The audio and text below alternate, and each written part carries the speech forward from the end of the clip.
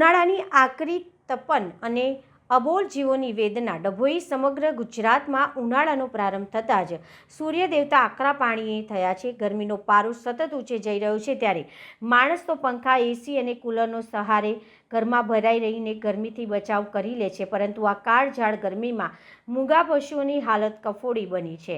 ડભોઈ તાલુકાના મંડાળા ગામે ઉનાળાની બપોર જોવા મળતા દ્રશ્યે માનવીને પશુઓ તળાવમાં નહાતા જોવા મળે છે।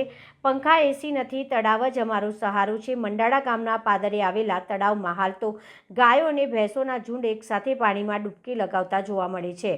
બપોરના 12 વાગ્યાથી લઈને સાંજના 4 વાગ્યા સુધી જ્યારે ગરમી ચરમસીમાએ હોય છે ત્યારે આબોલ જીવો પોતાનું અસ્તિત્વ ટકાવવા અને શરીરને ઠંડક આપવા માટે ગામના તળાવ અને નજીકની કેનાલોનો આશરો લઈ રહ્યા છે।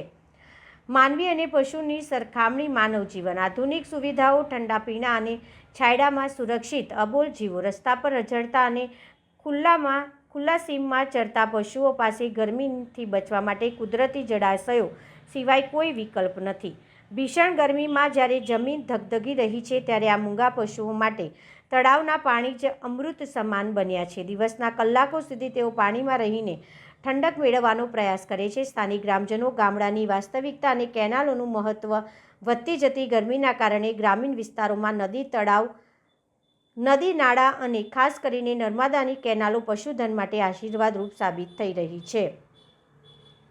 મંડાળા ગામના તળાવમાં એકસાથે ગાયો અને ભેંસો નહાતી જોઈ પ્રકૃતિની કરુણતા અને જીવનમાત્રની અસ્તિત્વ ટકાવી રાખવાની જંગનું પ્રતીક છે। એક તરફ ગરમીનો પારો દિન પ્રતિદિન વધી રહ્યો છે ત્યારે પશુપાલકો અને જીવદયા પ્રેમી પણ અબોલ જીવો માટે પીવાના પાણી અને છાંયડાની વ્યવસ્થા કરવા અપીલ કરી રહ્યા છે। મંડાળા ગામના તળાવમાં જોવા મળતા દ્રશ્યો એ વાતની સાક્ષી પૂરે છે કે કુદરતી થપાટ માણસ અને પશુ બંને પર સમાન છે।